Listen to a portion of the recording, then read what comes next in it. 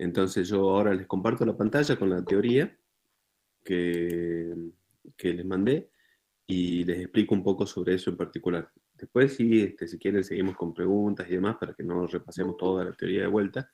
Pero sí, la primera parte me parece que es importante que quede este, bien aprendida, porque después de eso seguimos hablando un montón de mandíbula, o sea, de los elementos que forman las mandíbulas, vamos a seguir hablando mucho tiempo. Entonces, estaría bueno que eso lo tengamos bien claro.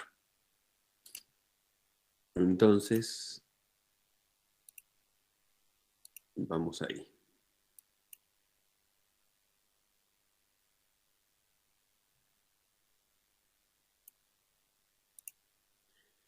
¿Ven la diapositiva? Sí, profe. Buenísimo. Este, empezamos, digamos, con algunas cosas. Nosotros vimos a los grupos de ñatostomados, ¿sí? Lampreas, hemixines y demás. Y habíamos hablado que existen como las dos versiones o las dos hipótesis. Las lampreas y los mixines son un grupo previo a la aparición de las mandíbulas y están relacionados muy directamente con los vertebrados y demás, eso es lo que hablamos la vez pasada. Y existe otra hipótesis de que en realidad las lampreas y mixines son un grupo que perdió características. En realidad no es que es un grupo que no desarrolló las características típicas de los vertebrados, sino que las desarrolló y eventualmente las fueron perdiendo. Bueno, acá tenemos una de las cosas una de las características que son, por lo menos en el caso de las lampreas, este, nos permite separarlas un poco. Y es esta, la que vemos en la primera imagen, el esqueleto branquial. En todos los grupos, a partir de ahora, ¿sí? Tenemos el esqueleto branquial interno a las branquias. Esto que vemos en blanco es el esqueleto branquial y todo el tejido oscuro son las branquias. Mientras que la lamprea, esto es un corte de una lamprea, tenemos las branquias, los filamentos branquiales internos y el esqueleto branquial por fuera. ¿Sí? Se invierte en ñatostomados esa condición y el esqueleto branquial pasa a ser interno a las branquias. Al lado dice, bueno, prosencéfalo agrandado respecto al mesencéfalo. Ustedes habían visto que en craneata el cerebro, el encéfalo, se divide en tres partes. Prosencéfalo, mesencéfalo y metencéfalo. Bueno, acá estamos hablando de que el prosencéfalo, la parte más anterior, se agranda un poquito y se flexiona. Y a esto es a lo que iba, digamos. Lo que me interesa, el arco mandibular. ¿Sí? La aparición de las mandíbulas. Las mandíbulas están formadas por elementos cartilaginosos que se llaman palato cuadrado y cartílago de Meckel. ¿Por qué digo dos? Porque, digamos, nosotros tenemos que de cada lado de la mandíbula hay uno de esos elementos. Entonces, en la mandíbula superior tenemos un palato cuadrado, digamos, de cada lado, y en la mandíbula inferior un cartílago de Meckel de cada lado que se unen en la región media. Por eso dice dos. Entonces, eso importantísimo. Mandíbula formada por palato cuadrado en la superior y cartílago de Meckel en la inferior. Ahora, por detrás de la mandíbula, del arco mandibular, hay un segundo arco. Ese arco se llama arco hioideo.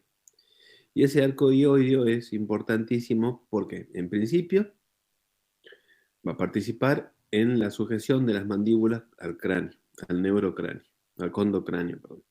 ¿Sí? Es decir, las mandíbulas tienen lo que nosotros llamamos algún tipo de articulación o fijación al cráneo. Eso va variando según los grupos, es bastante variable dentro de los grupos, cómo se une la mandíbula al cráneo. Pero normalmente este arco, el segundo arco, el arco dioideo, participa mucho y ayuda a la sujeción de las mandíbulas con el cráneo. Entonces, eso es importantísimo, eso trate de no olvidárselo. Arco mandibular y arco hioideo. El arco mandibular son las mandíbulas propiamente dichas y el arco hioideo la sostiene, el que ayuda a que las mandíbulas tengan relación con el cráneo. Después otra diagnosis es la presencia de calcificaciones faringias o dientes faringios, por ejemplo, en la región de la faringe justamente. La presencia de apéndices pares, ¿sí? Las aletas pares aparecen ahora en ñatostomados. Y cuando veamos tetrápodos, ustedes o normalmente traten de no confundirse con la diagnosis. ¿Por qué? Porque uno piensa, tetrápodo, ¿cuál es la diagnosis? Ah, bueno, sí, apéndices pares. No, los apéndices pares aparecen en ñatostomados, ¿sí? Aletas pectorales y aletas pélvicas. Y la aparición, bueno, del tercer canal semicircular, lo habíamos hablado la clase pasada, ¿sí? Un canal semicircular en mixines, dos canales semicirculares en lampreas y un tercer canal semicircular a partir de ñatostomados relacionado con el equilibrio. Ahora, volviendo al tema de las mandíbulas, este es un esquema de un ñatostomado básico, ¿sí? Donde ustedes encuentran todas las características o las características morfológicas más importantes en un esquema que está bastante claro. Y volvemos al tema del arco mandibular. Ese es el cráneo de un tiburón.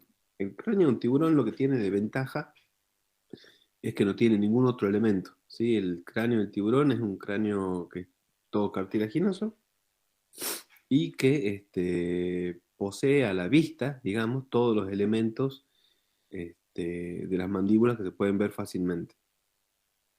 Entonces, tenemos en amarillo palato cuadrado y cartílago de Meckel formando el arco mandibular.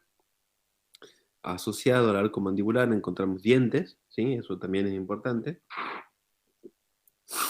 Y por detrás, lo que está en rosado, el arco hioideo. El arco hioideo en principio está formado por tres elementos: la hiomandíbula o el hilo mandibular, el cerato hial y el basi hial. ¿Sí? ¿Por qué los nombres y por qué tanta importancia de nombrar esos tres elementos del arco del arco hioideo? Porque el hilo mandibular, este cartílago está acá, después se va a transformar en el hioides y después ese hueso, el hioides, va a tener, o sea, vamos a poder seguir a lo largo de la evolución de todos los vertebrados dónde fue a parar ese hueso. Sí, ya se los había adelantado el otro día. Los huesos del arco hioideo van a terminar formando parte de los huesecillos del oído medio en mamíferos. Y este hueso que está acá, la hiomandíbula o el hilo mandibular, o el hioides, va a terminar formando parte, está dentro de nuestro oído, en el oído medio, formando un huesecito, ¿sí? Entonces, está bueno saber de dónde surgió, para qué servía al principio y dónde fue a parar, ¿sí? Esto es un esquema, lo que sigue es un esquema de cómo se forma el cráneo en los ñatostomados, ¿sí? Ustedes tienen el neurocráneo de cartílago, que es lo que recubre directamente al encéfalo. A esto se le suman los arcos branquiales, que sostienen las branquias, ¿sí? Como hemos visto recién. A eso se le suma el arco dioideo. Y a eso después se le suman el palato cuadrado y el cartílago de Meckel, que forman las mandíbulas. Esto no es eh, que vaya pasando así, o sea, no es una línea temporal, que primero esto, después lo otro. Simplemente vamos viendo los elementos separados, ¿no? Nada más. Y ahí ya tenemos formado el cráneo cartilaginoso del ñatostomado primitivo. Y a eso se le suma toda una serie de huesos dérmicos, formados no a partir del cartílago, sino a partir de la dermis, que rodean a toda la cabeza y es lo que se ve externamente. ¿Sí? Y eso así queda conformado el cráneo de un ñatostomado. ¿Sí? Y esto es lo que les contaba. En los tiburones es la forma más sencilla de ver. ¿Qué sucede con los tiburones? Los tiburones, eh, el palato cuadrado y el cartílago de Meckel, las mandíbulas, no están unidas directamente al neurocráneo, sino que están sostenidas por ligamentos. Lo deben haber visto miles de veces. Y acá esto es un video que se ve como cuando un tiburón muerde, la mandíbula se protruye, sale hacia adelante. Eso sucede justamente porque la mandíbula está bastante suelta, por decirlo de alguna manera, sostenida solamente por ligamentos, y la estructura que sostiene las mandíbulas al neurocráneo es precisamente el arco hioideo que está acá atrás. ¿Sí? ¿Se acuerdan? El ceratoial, el lío mandibular, el ceratoial y los basilares. ¿Sí? Entonces, en otros grupos, ya vamos a ver que la mandíbula se une directamente al neurocráneo. El higo mandibular sigue participando en la suspensión mandibular, pero no es exclusivamente higo mandibular como sucede en el caso de los tiburones. Eh, Paso un ratito. Creo que acá está. Esto es lo que quería mostrar. Esos son los distintos tipos de suspensión mandibular que encontramos. ¿Sí? Es decir, cómo están unidas las mandíbulas al cráneo.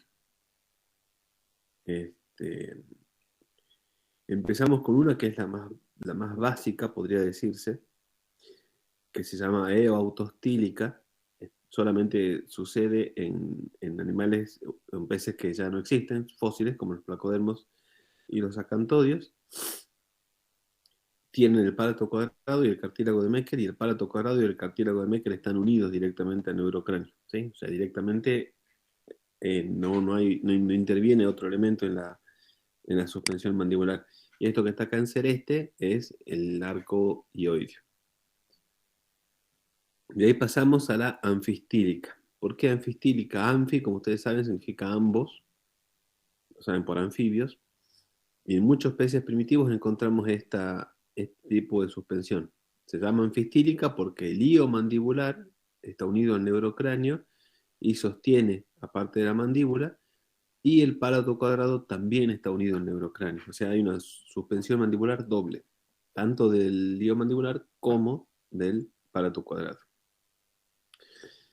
De nuevo, esta flechita, esta secuencia, no necesariamente simboliza que a partir de esta se genera esta, ¿no? No lo tomen como una secuencia directa, es una imagen vieja y no le den bolilla a eso. O sea, sí veamos qué tipos de suspensión hay, pero no se guíen por las flechitas. Lo que estábamos viendo recién, la suspensión de los tiburones, ¿sí? La iostílica. ¿Por qué iostílica? Porque participa solamente el arco hioideo. La mandíbula está sostenida solamente por esos ligamentos que hablábamos recién, y la unión al neurocráneo se da fundamentalmente por el arco hioideo. Y después en teleosteos, los teleosteos son el grupo de peces óseos más diversos que existe, donde hay la mayor cantidad de peces. Se llama iostílica modificada. Aparece un hueso nuevo que se llama simpléctico. Eh, los elementos que están en azul, que son el cartílago de Meckel y el palato cuadrado, se reducen mucho en tamaño. Aparece un hueso nuevo, que es la mandíbula, ¿sí? Formada a partir de hueso, una mandíbula ósea, que termina reemplazando al cartílago de Meckel. El hilo mandibular participa en la suspensión, pero también, como digo, aparece ese hueso nuevo, el simpléctico, que termina siendo de unión entre el hilo mandibular. Ya no podemos hablar ni siquiera de arco mandibular, ya no es un arco como vemos en otros peces, sino un hueso que une la mandíbula con el cráneo. Por el otro lado, tenemos la metaotostílica, que pasa en algunos anfibios y reptiles. Aparece un hueso que se llama dentario, que también empieza a reemplazar al cartílago de Meckel. El hilo mandibular, que ya deja de participar directamente en la suspensión mandibular y comienza a tener una función completamente distinta, que es la de audición. ¿Sí? La columnilla o la columela o el estapes va a ser un huesecito muy finito, muy delgado, que va a apoyar en el tímpano y va a transmitir las vibraciones del medio hacia el oído interno. Y el cuadrado que deriva directamente del pálato cuadrado, ese cartílago que apareció en las primeras mandíbulas, es el que se encarga de realizar la articulación de la mandíbula con el neurocráneo. Y esto se modifica aún más, se simplifica, si uno lo quiere, aún más en mamíferos, donde el pálato cuadrado ya desapareció y la mandíbula inferior está formada solamente por el dentario. El cuadrado y la columnilla se transformaron en huesecitos del oído medio, desaparecieron de la sujeción mandibular, y la mandíbula articula con una región del cráneo donde hay un hueso que se llama escamoso o escamosal. Se llama una articulación craneoestílica, es la que encontramos nosotros. ¿Sí? Básicamente, eso sería el tema de las mandíbulas y la suspensión mandibular, que yo quiero que les quede más o menos bien claro. Uy, había muchos chicos. Ahí está.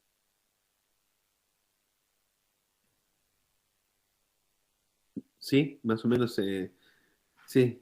Diego, acabo de ver que estaban esperando a los chicos, pero como estaba compartiendo la pantalla no veía las notificaciones. Este, sí, básicamente eso, sobre las mandíbulas, sobre los arcos mandibulares y los arcos dioides. Es importante no solamente por el tema de las mandíbulas en sí, sino porque, como ven, elementos de las mandíbulas van a terminar formando parte de otros elementos muy importantes en otros grupos de vertebrados.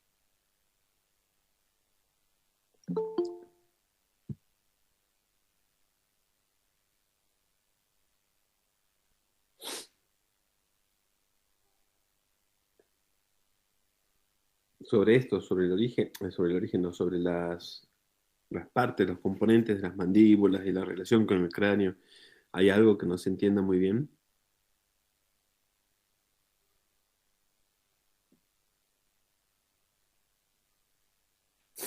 Profe, ¿qué tal? Buen día. Hola, ¿qué tal? Yo tengo una duda con respecto a lo que usted habló de huesos dérmicos en nietos tomados. Sí, No terminé de entender bien cuál es la función de ellos y no sé si me bien. puede explicar, por favor. Sí, sí.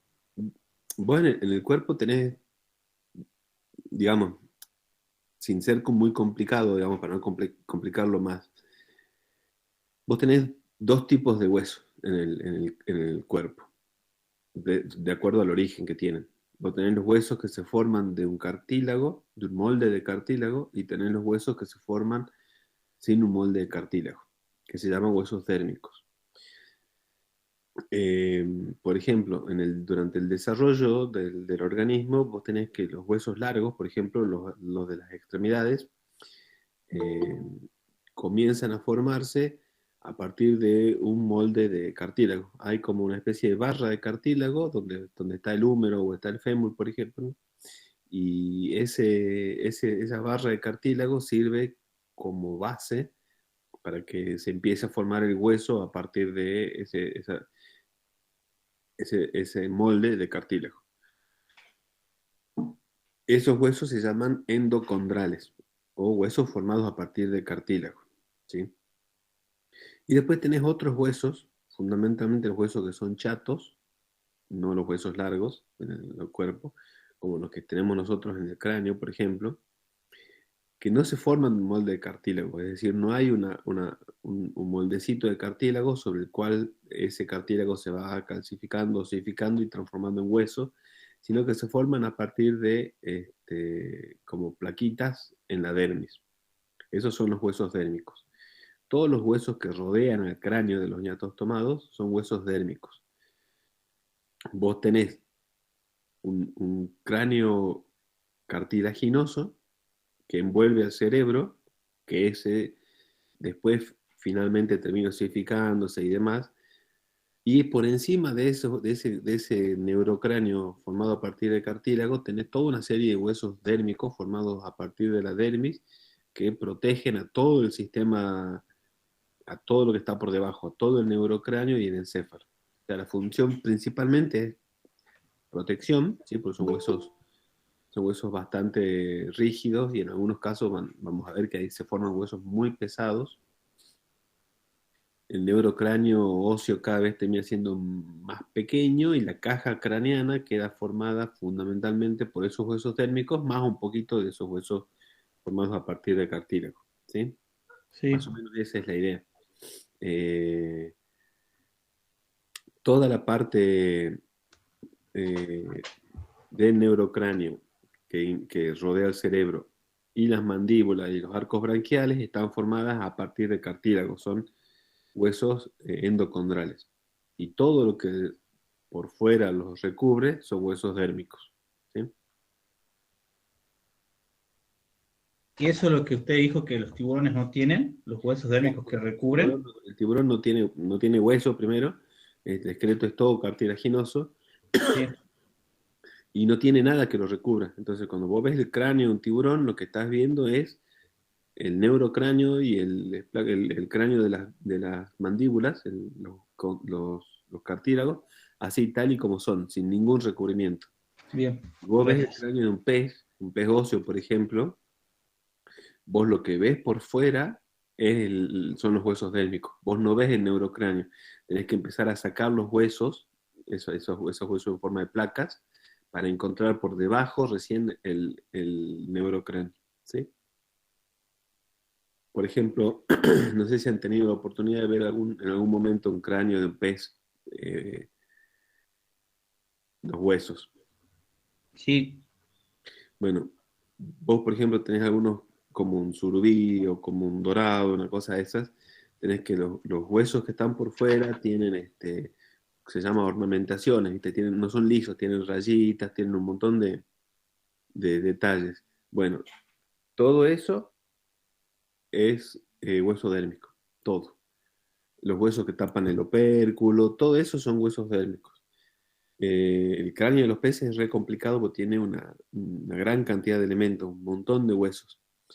Si uno empieza a desarmarlo, a desarmarlo, a desarmarlo, se encuentra que aparece una especie de tubo, como una especie de tubito con punta, que es donde está el cerebro del pez ahí adentro, pero eso uno externamente no lo ve porque está recubierto por esos huesos térmicos.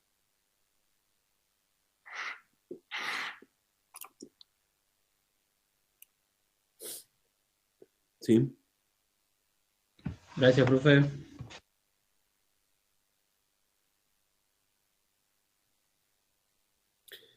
Si hablamos del tema del origen de las mandíbulas, por ejemplo, van a ver que hay varias teorías, varias hipótesis de cómo se formaron las mandíbulas y demás. Eh, la más sencilla y una de las que todavía sigue teniendo bastante consenso es que las mandíbulas se forman y el arco ioideo se forman a partir de arcos branquiales, ¿sí?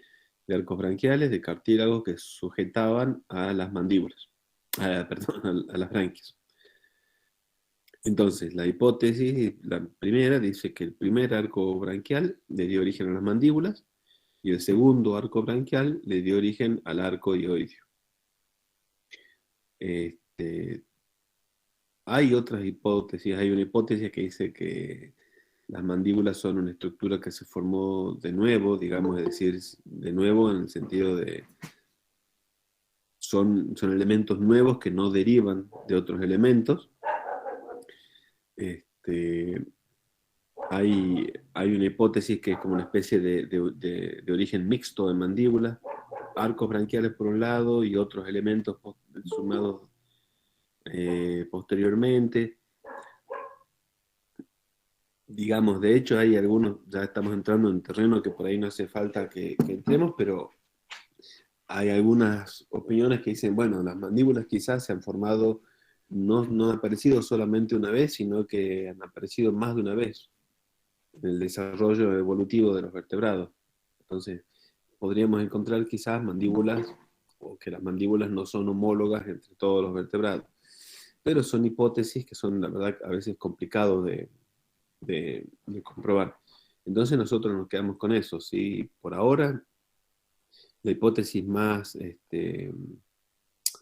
tradicional, la más consensuada y demás, es que las mandíbulas derivan de arcos branquiales. Este, el primer arco branquial forman las mandíbulas, y si es un arco branquial, estaba sujetando o sosteniendo a branquias. Si ese arco branquial deja de sujetar a las branquias, este, esas branquias desaparecen, digamos, se reducen y se pierden, pero la hendidura branquial no. Sí, la hendidura branquial es lo que ustedes ven, por ejemplo, externamente en los tiburones, esas líneas que tienen a los costados, que es por donde sale el agua que ingresa por la boca. La primera hendidura branquial se habría transformado en el espiráculo. ¿Sí? Ustedes vieron que una de las características que observan muy marcadamente, muy claramente en condrictios es la presencia de un espiráculo. Que el espiráculo es un pequeño agujerito en la región de la cabeza que comunica también con la región faríngea. Y se usa, fundamentalmente, lo van a ver en rayas, en batoideos, para que ingrese el agua hasta la cavidad faríngea y moje las branquias. Entonces se asume que el espiráculo es la primera hendidura branquial que se ha reducido de tamaño y se ha modificado un poco para formar el espiráculo. ¿Sí? Esa sería la idea de la hipótesis, esa la más consensuada y la que ustedes deberían saber. Después están las otras hipótesis, ¿sí?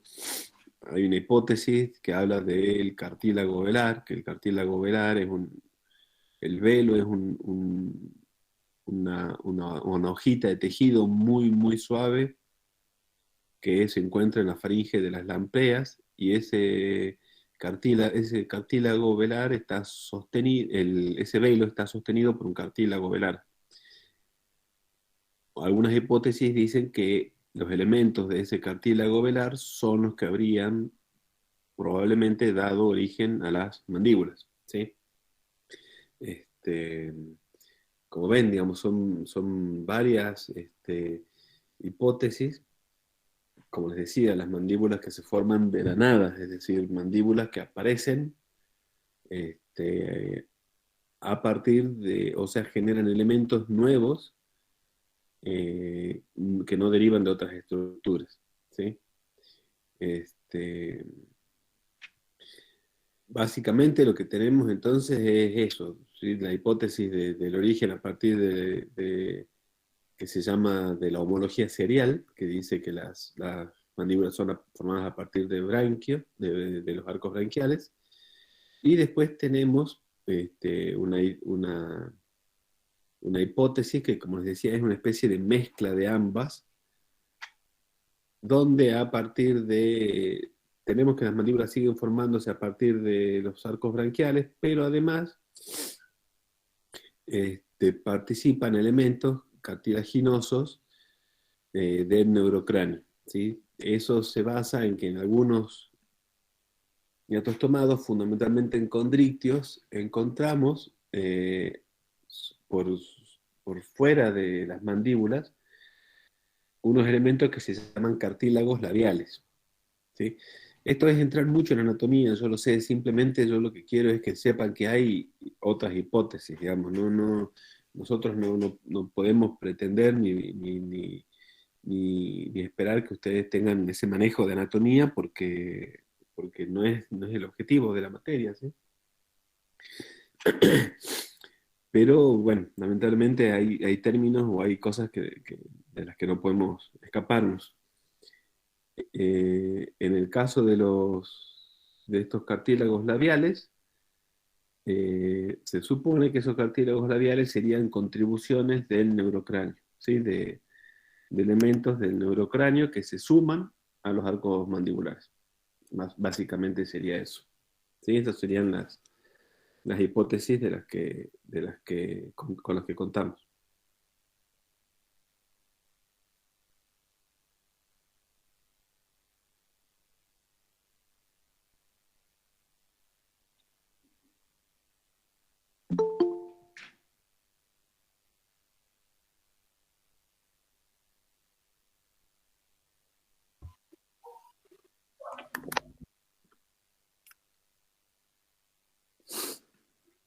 ¿Sí? ¿Eso queda más o menos clarito? o es medio complejo. Sé que es por ahí medio complejo al principio, pero le van a agarrar la mano. Profe, Sí, usted dijo que la hipótesis que vamos a manejar del origen de las mandíbulas se llama homología serial.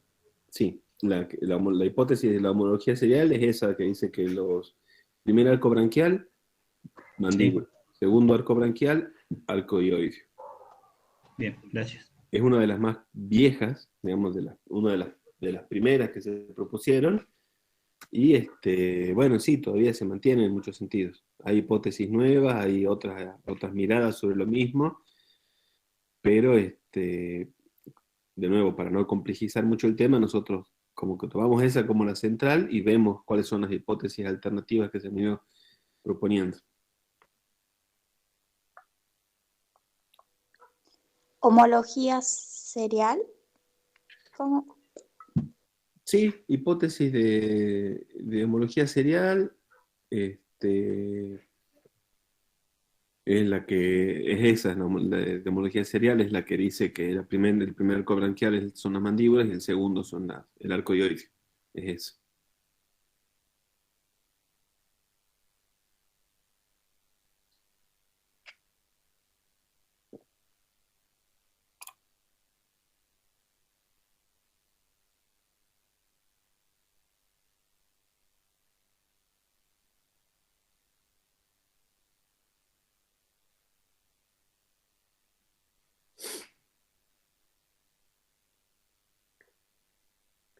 Sí, es importante de parte anatómica, digamos, que se acuerden del nombre de algunos elementos. ¿Sí?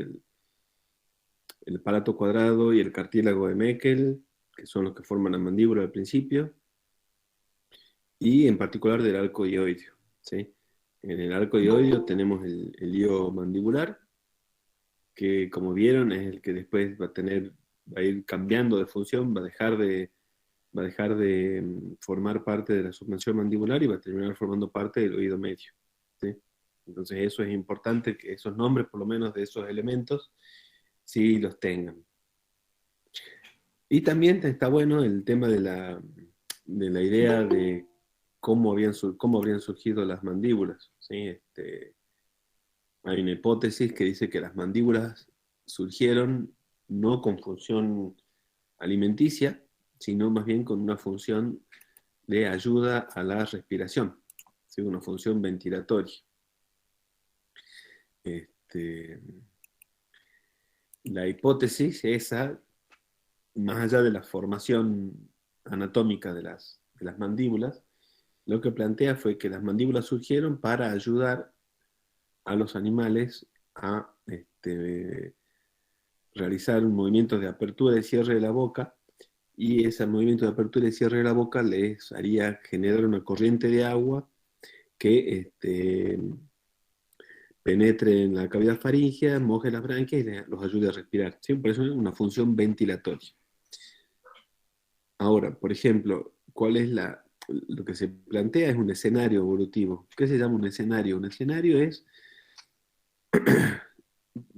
por decirlo de alguna manera, como un cuento en el que por ahí no es un cuento, digo cuento no en el sentido de que sea un invento, sino de que es una narración de lo que se piensa podría haber pasado, aunque no esté del todo soportada por elementos fósiles, por ejemplo, ese tipo de cosas, sino es un ejercicio de razonamiento y de deducción de lo que podría haber sido. Por eso se conoce como un escenario.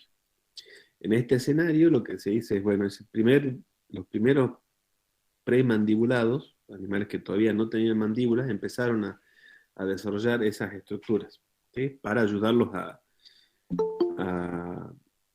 a tener un mayor flujo de agua a la faringe. Cuando ustedes metabólicamente tienen un mayor flujo de agua, tienen más oxígeno disponible, el metabolismo puede ser más activo.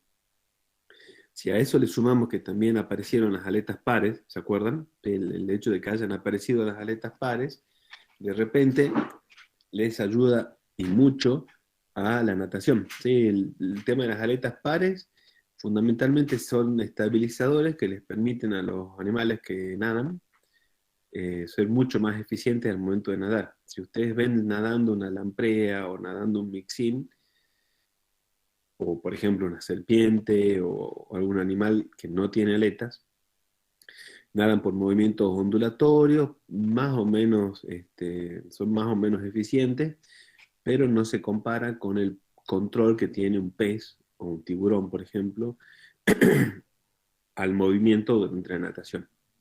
Entonces, como las aletas pares y las mandíbulas fueron surgiendo más o menos en simultáneo durante la evolución de los vertebrados, se produce algo así como una especie de retroalimentación.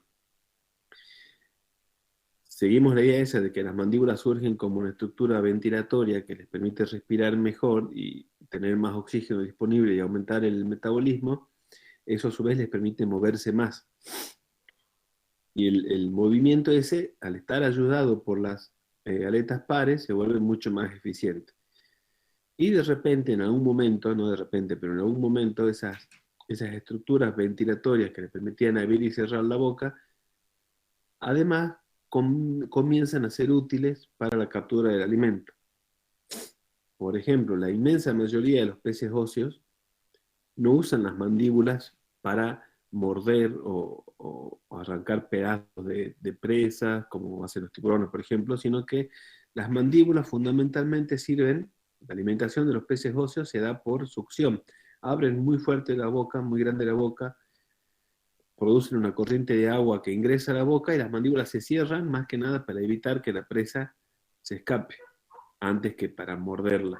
¿Sí? Los dientes que tienen en general son dientes que evitan que la presa se escape, más que para comerla, para partirla o arrancar trozos. Entonces sería algo análogo a lo que sucede en esta evolución de las mandíbulas. De repente, esa estructura ventilatoria empezó a tomar funciones más orientadas hacia la alimentación, al evitar que las presas se escapen.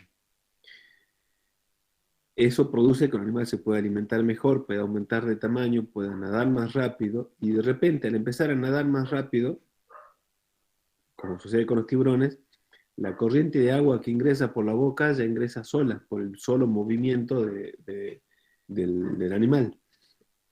Entonces, esa estructura, esas mandíbulas primitivas que tenían una función ventilatoria, dejan de tener esa función porque ya no son necesarias y, entre comillas, pueden dedicarse a la alimentación. Entonces se vuelven más fuertes, aparecen músculos más fuertes que permiten cerrarlas de manera más fuerte, se desarrollan dientes mucho más fuertes también, y una mandíbula que comenzó como una estructura respiratoria o de ayuda a la respiración, termina formando parte de una estructura alimenticia. ¿Sí? Más o menos esa sería la secuencia del desarrollo de las mandíbulas como una estructura relacionada con la alimentación.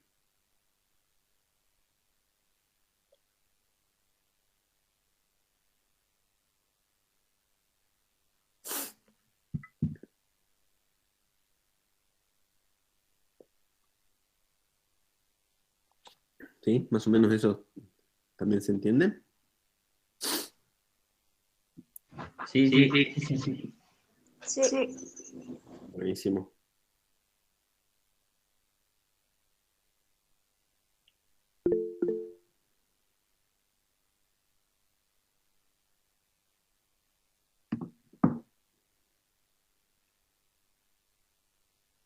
Referente a la parte de diversidad de los grupos, ¿sí?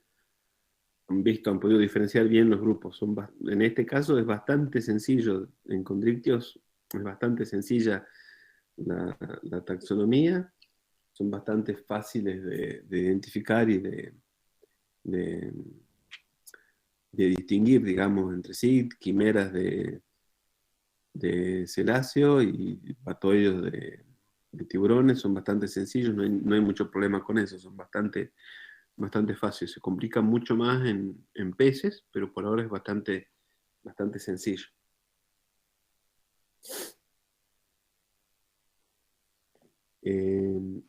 Voy a ver si durante el día de hoy le subo, por ejemplo, tenemos una clave tenemos un libro de condrictios, son más bien para identificarlos y ese tipo de cosas, este, que les viene bien como material, ¿sí? Para tener el material como material de consulta y ese tipo de cosas.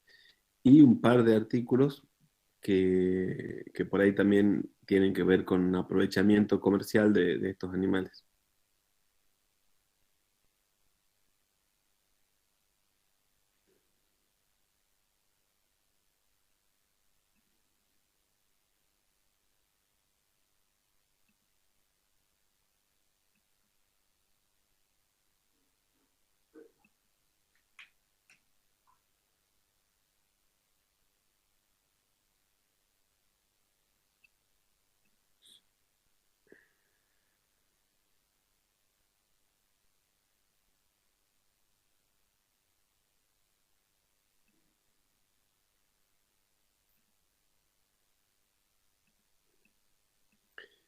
Una pregunta, ¿han conseguido, yo estuve hablando con los profes, qué sé yo, ¿han conseguido arreglar el tema de los cambios de comisión y demás?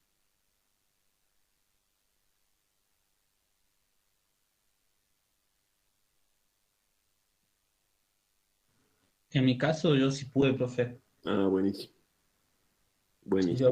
yo le mandé mail al profesor de la clase el viernes Ujú. y bueno, voy a seguir ahí. Bien, buenísimo. Sí, yo hablé con los profes y me fueron contando que estaban haciendo los cambios y demás, pero está bueno que todos hayan podido conseguir los cambios que necesitaban. Sí, el profe había pedido que le enviemos, por más que sigamos en su clase, la confirmación para que él haga una lista con los alumnos que al final iban a quedar con él. Bien, bien, bien, bien.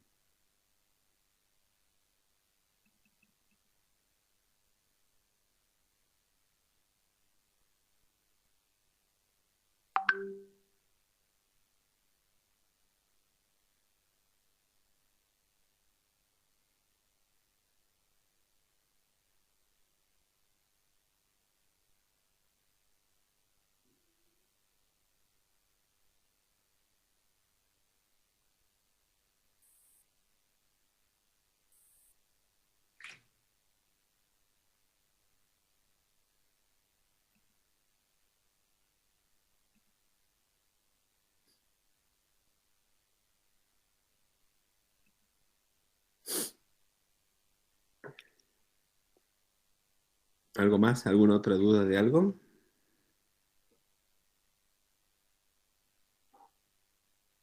Por mi parte no, profe. ¿No? Bien. Una duda en el cladograma. Bien, Dani, ¿en dónde decís vos tengo que poner las características diagnósticas? O sea, normalmente en el cladograma no van las características diagnósticas, solamente van los terminales, que son los nombres de los grupos. ¿Estás hablando del cladograma en el práctico? Este, no, no, no. Uno puede a veces, hay ejemplos de cladogramas donde en las ramas se ponen rayitas y en las rayitas se ponen las sinapomorfías de cada grupo. Eso lo vuelve un lío al cladograma porque si le pones las sinapomorfías de cada grupo en cada nodo se vuelve realmente complejo. Entonces, normalmente lo que se hace es poner en el cladograma solamente los terminales y si uno quiere poner las sinapomorfías puede hacer, por ejemplo, haces una rayita en el nodo y pones uno y abajo pones uno y ahí haces la lista de sinapomorfías. Entonces vos sabés que donde dice uno, vas abajo y lees, y ahí está la lista de sinapomorfías. ¿Sí? Pero yo no he visto el práctico, ahora veo si lo puedo ver. ¿Es el práctico 2?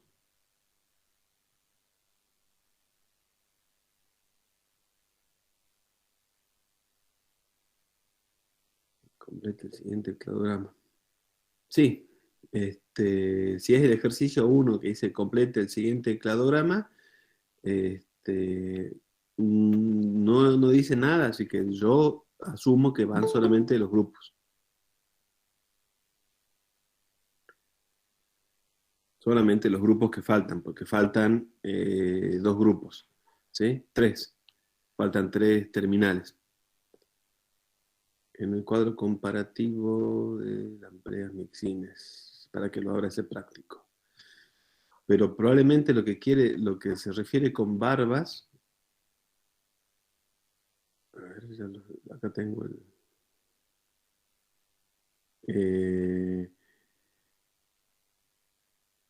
vos tenés que en los mixines, alrededor de la cavidad vocal, tenés tentáculos, ¿viste? Hay un número variable de acuerdo a la especie de tentáculos. Yo asumo que se está refiriendo a eso, porque vos tenés presentes esos tentáculos en mixines, pero los tenés ausentes en lampreas. Y no hay ningún otro ítem en el cuadro que diga tentáculos. Entonces, se hace referencia a eso. En ese caso, vos tenés que tener mixines, poseen, y las lampreas no. Las lampreas tienen... Profe, Sí. con respecto a eso, ¿cuál sería el objetivo que cumplen los tentáculos en mixines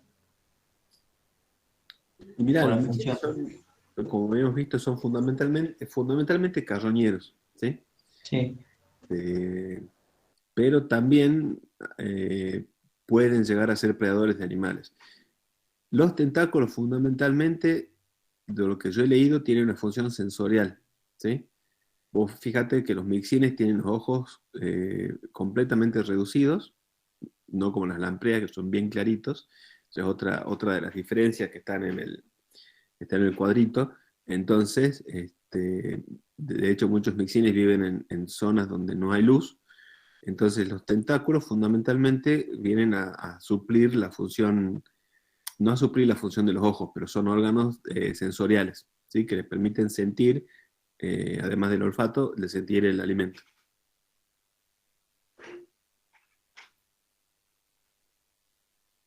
Gracias. Por nada.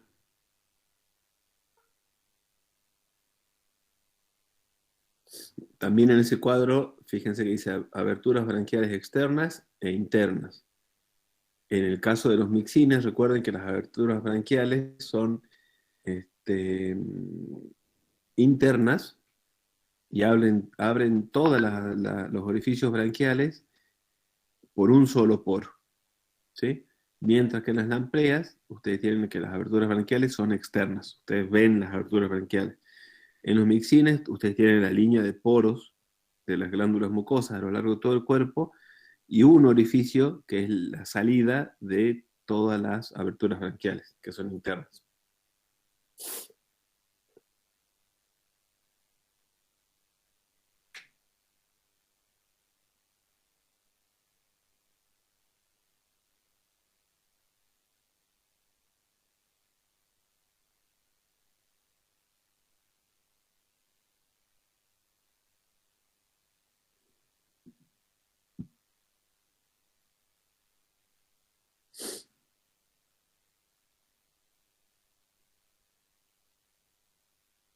Después recuerden fijarse, chusmear en la plataforma para lo que les voy a subir de tiburones y ese tipo de cosas, ¿sí?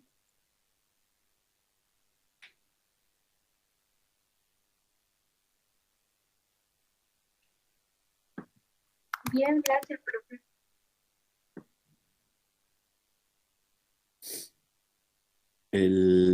¿Cómo se llama? También, no me fijé, a ver si en el práctico está todavía, no me fijé. Así como está ese cuadro comparativo entre mixines y lampreas, eh, sería bastante útil para ustedes, si es que no está en el práctico, probablemente esté, un cuadro comparativo entre los grupos de condrictios, ¿sí?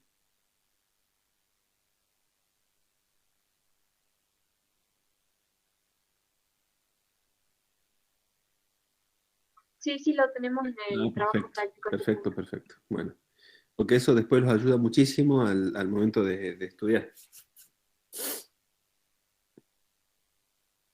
Van a ver que hay características que son así. Uno tiene uno, el otro no. Espiráculo presente, espiráculo ausente, y así. Entonces es mucho más sencillo estudiar. Dani, qué tendrías que tener en cuenta? ¿De qué?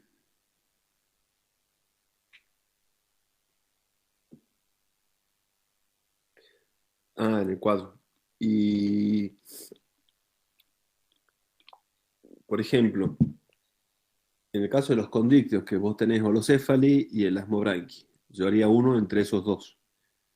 Y otro después en el elasmobranquios entre sedaquimorfa y batoidomorfa. Entre holocéfali y elasmobranqui yo pondría, por ejemplo, cómo es la suspensión mandibular, porque es distinta entre los dos.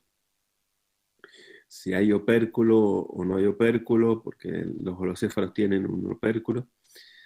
Ya te contesto, Vanina. Eh,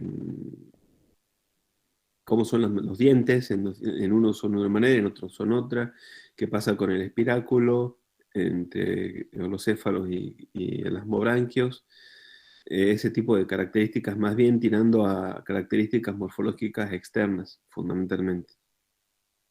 Y en el asmobranquios, entre selaquimorfa y batoidomorfa, la forma del cuerpo, si una es cilíndrica, la otra es achatada, la presencia del espiráculo y dónde está, cuál es la ubicación de las branquias, si son laterales o si son dorsales, la presencia de escamas en todo el cuerpo, que en el caso de los tiburones tenés en todo el cuerpo, y mientras que en las rayas tenés solamente en la línea media, ese tipo de características.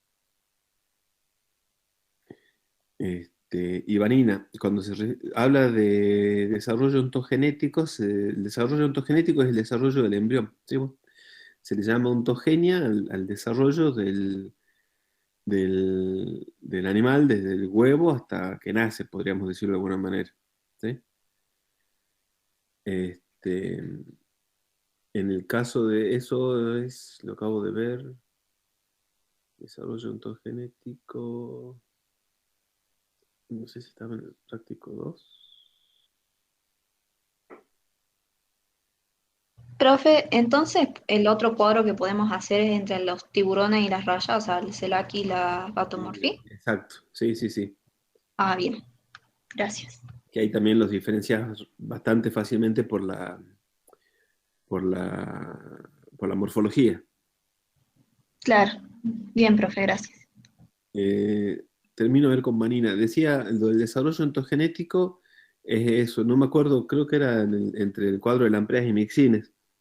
En este caso, creo que hace referencia a si existe larva o no existe larva, cómo es el desarrollo, si es directo o es indirecto. Si es directo, es cuando vos tenés que del huevo nace un mini, un juvenil, que es una forma chiquitita del adulto. Eso es desarrollo directo. ¿Sí? Tenemos algunos anfibios que tienen desarrollo directo, que no tienen renacuajo, sino que del huevo sale una mini ranita. Y por el otro lado tenés el desarrollo que tiene una larva, desarrollo indirecto, como la mayoría de las ranas que tienen un renacuajo. El renacuajo es la larva. En el caso de los mixines, si no me acuerdo mal, vos tenés desarrollo directo, mientras que en el caso de las lampreas vos tenés una larva. La larva de las lampreas, que vive durante mucho tiempo en el océano y después migra por ríos a agua dulce para reproducirse, ¿sí? En ese caso. Melissa, la válvula espiral.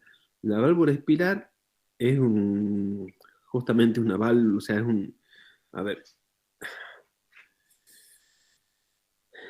el ejemplo más sencillo que se me ocurre para explicarles es, no es nada académico ni muy serio, pero a ver, capaz que así lo van a entender bien. ¿Vieron esas máquinas que se usan para moler carne, por ejemplo? O para moler el choclo, para las humitas o el pastel de choclo, que son de metal y uno introduce el material por arriba y tiene una manija que uno gira. ¿Las conocen? Sí, sí, profe. Bien. Sí, profe. Bueno, ¿vieron el mecanismo que tiene dentro ese aparato? Lo que Sí, muele, digamos.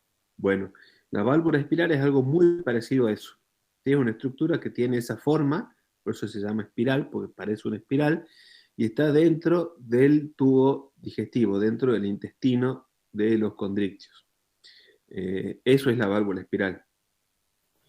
Si yo no me acuerdo mal, en mixines no está presente y en lampreas sí. Y en condrictios también, por ejemplo, la válvula espiral. ¿Sí? Este, Entonces hace referencia a esa estructura. Ajá. Y profe, ¿qué función tendría la válvula espiral? Aumentar la superficie es doble. Una, ayudar a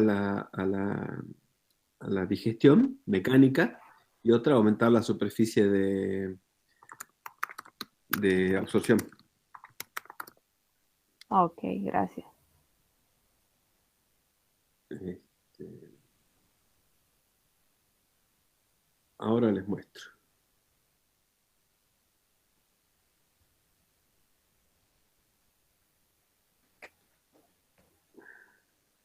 Estoy buscando.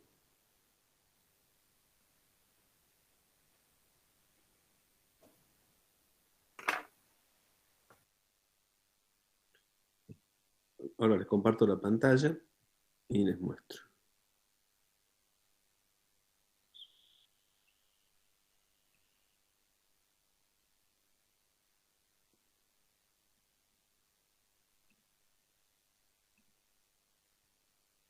Bien, eso que se ve ahí es la válvula espiral.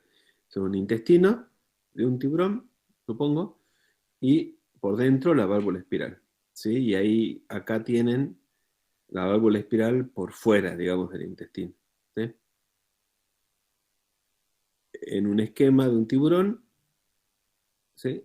Que fea la foto, observan que está todo el estómago, comienza el tubo digestivo, el intestino, y ahí está la válvula espiral, justo en la porción final del intestino. Esa es la válvula espiral.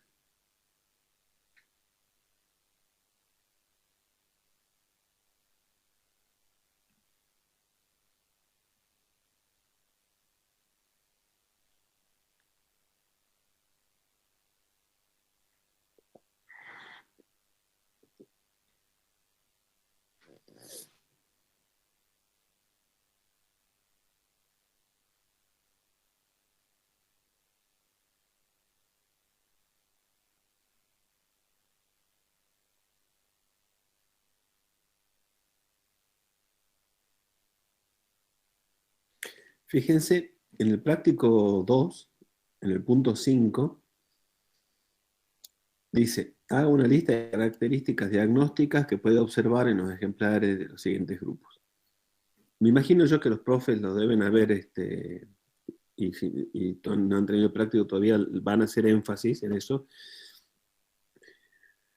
Cuando pedimos características diagnósticas que puedan observar en el ejemplo, hacemos referencia a lo que se pueda observar. Entonces, por ejemplo, que estemos hablando de tiburones, como en este caso, la válvula espiral, en el caso de unos condrictios, a veces se la considera como una característica diagnóstica. ¿Ustedes deberían poner eso como característica diagnóstica? No, porque no la pueden observar, es una característica interna. Entonces, cuando les pida ese tipo de cosas, características que puedan observar, no, los profes se refieren a características externas, anatómicas, que ustedes vean. No que manden, no sé,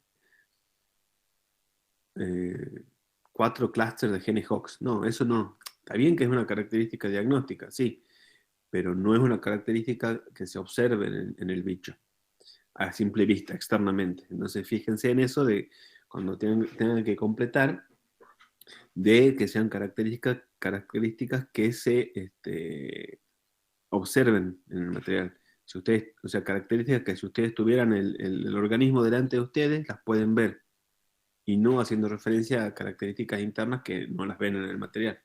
En el práctico, tratamos de hacer énfasis en esas cosas. Ahora, si es una pregunta teórica que dice diagnosis de X, ahí sí, ahí va todo, lo que ven, lo que no ven. Pero si estamos hablando de material o de un ejemplo que necesitan ver, ahí van las características que ustedes observan en ese esquema o en el bicho, si pudiéramos. Profe, Sí, en ese caso hay que considerar como que tuviéramos eh, al animal como una muestra, porque por ejemplo nosotros ya entregamos el TP y yo sí. puse cómo son los dientes. No sé si eso entraría como externo, ¿está bien? Sí, bueno, porque eso sí es algo externo, digamos. eso vos lo ves en el material, lo ves externamente. Por ahí en Ah, en ok. este ejemplo vos no salió bien, pero es algo que vos ves.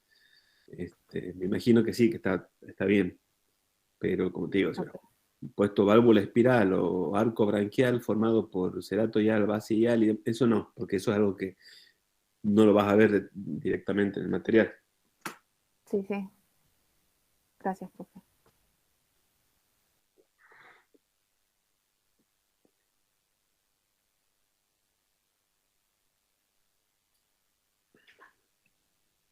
Profe, Sí, entonces característica diagnóstica no es lo mismo que diagnosis. sí, es lo mismo. Ah, lo mismo. Es lo Ah, mismo, claro. sí, sí, sí. O también se le puede decir sinapomorfías del grupo. ¿Sí? Yo te digo, ¿cuáles son las sinapomorfías? Son las características que nosotros... Podemos observar. No, ahí está. Depende. Si la pregunta es, por ejemplo, en un parcial, la pregunta es teórica, ¿cuáles son las características diagnósticas de tal grupo? Ahí va todo, ¿sí? Lo que ves y lo que no ves. Ahora, si estás haciendo un práctico y en el práctico los profes te ponen características diagnósticas que puede observar en el material, ahí pones solamente las externas, que vos puedas observar, ¿sí? Ok, bueno. Para no confundir. Porque, como te digo, vos vas a poner todo y los profes te dicen, no, pará, si te estoy diciendo qué es lo que vos ves en Claro. este. Entonces ahí sí. Ahora, como te digo, si es una pregunta teórica en un parcial, no, ahí pones todo, lo que ves y lo que no ves. Sí, bueno. Y si están en dudas, pregunten. Profe, ¿pongo lo que veo o pongo todo? Pero no se queden con la duda y se arriesguen a hacer mal. Ok.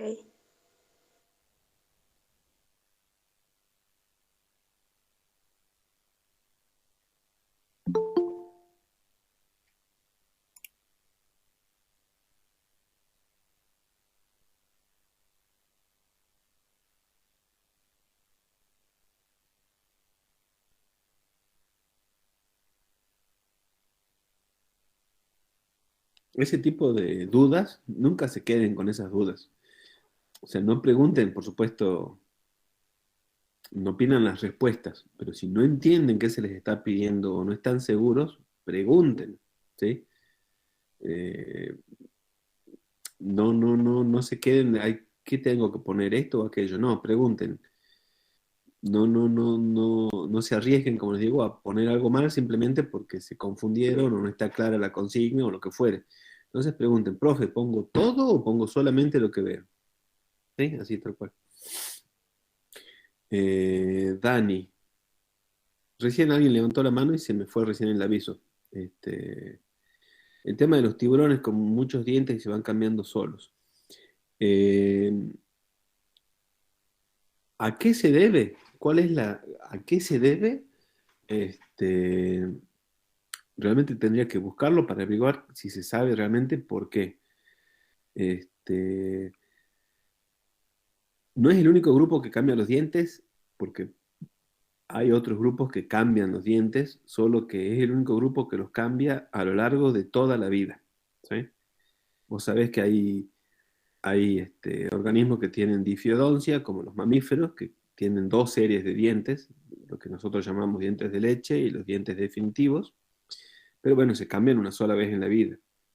Hay algunos grupos que tienen polifiodoncia, que cambian, digamos, más de una vez, pero esa formación continua de dientes y reemplazo de dientes a lo largo de toda la vida, hasta donde sé, solamente se da en tiburones. Me arriesgo a ver por qué puede ser, digamos. Me voy a fijar, realmente es una pregunta muy estúpida que nunca me había hecho yo mismo, digamos, decir, ¿por qué? ¿Para qué? A diferencia de otros bichos, yo creo que los tiburones dependen exclusivamente de los dientes para alimentarse. O sea, un pez no usa los dientes de la manera que lo usa un tiburón. Un pez agarra y captura el alimento con como les decía, abriendo la boca y generando una corriente de agua hacia adentro. Y los dientes y la boca sirven para evitar que se escape más que nada. En el caso de los tiburones no pueden alimentarse de esa manera. El tiburón no genera esa corriente de agua que en general, salvo alguno que otro ejemplo. Así que los dientes son críticos para la alimentación del tiburón. Entonces me imagino que la unión de los dientes a las mandíbulas del tiburón es bastante laxa, bastante suave, es decir, están unidos solamente por ligamentos, no están como en otros grupos, como en los nuestros, que están dentro de un alveolo en la mandíbula, y es mucho más difícil que se rompan, digamos. Los dientes de los tiburones tienen una unión a la mandíbula muy, muy débil.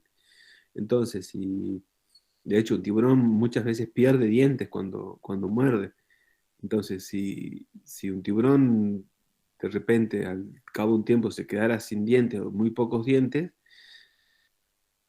se vería bastante perjudicado. Entonces, me arriesgo a que puede ser algo de eso, pero no lo sé. Como te digo, tendría que averiguar. Lucía, la primera figura de Branchiostomati. A ver, ahora me fijo en el práctico.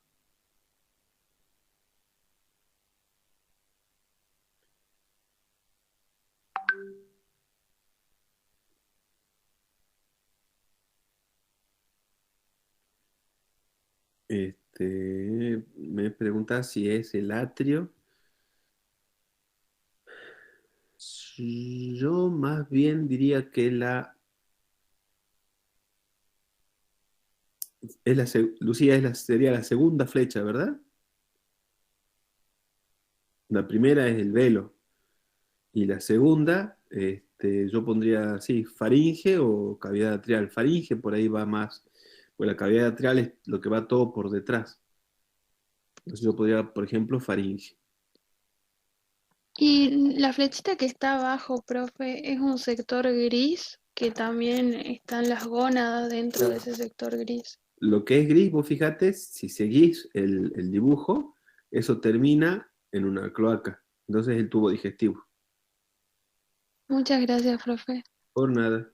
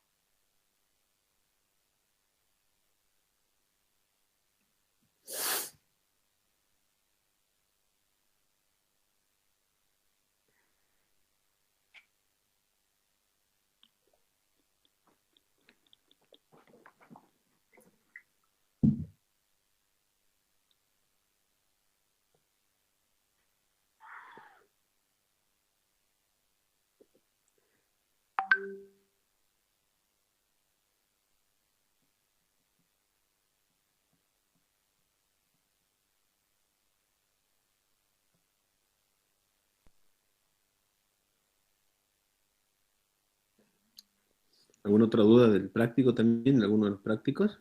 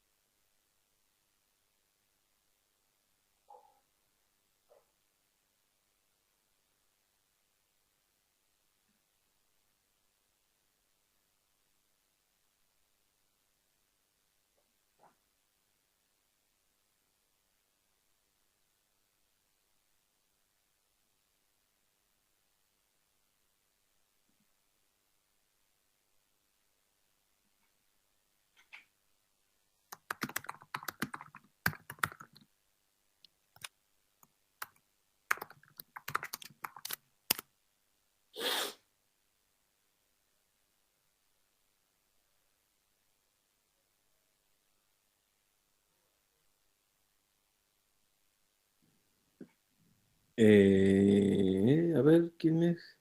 De la comisión del jueves que no tuvieron clase, la entrega del práctico sería mañana. No sé qué les dijo la profe. Eh, a ver,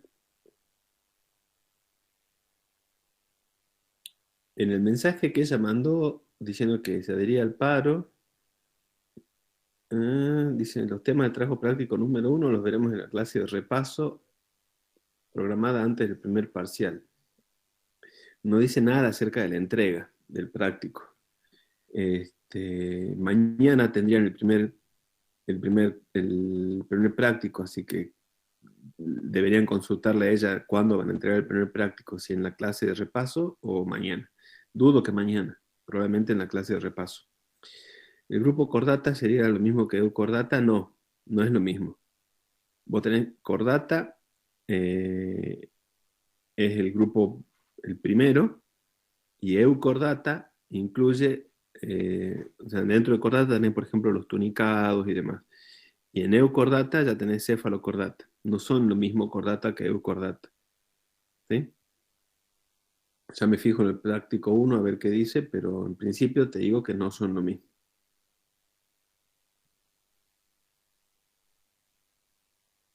El primer punto, que dice las características diagnósticas de Eucordata.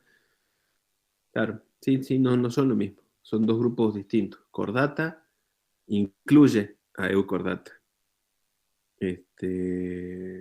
Así que no son lo mismo. Candelaria, el primer parcial. Me mataste. Me mataste. Yo estaba seguro que les habían mandado, los profes les habían comentado cuando era el primer parcial. Leo el 12, el 5. Ahí está.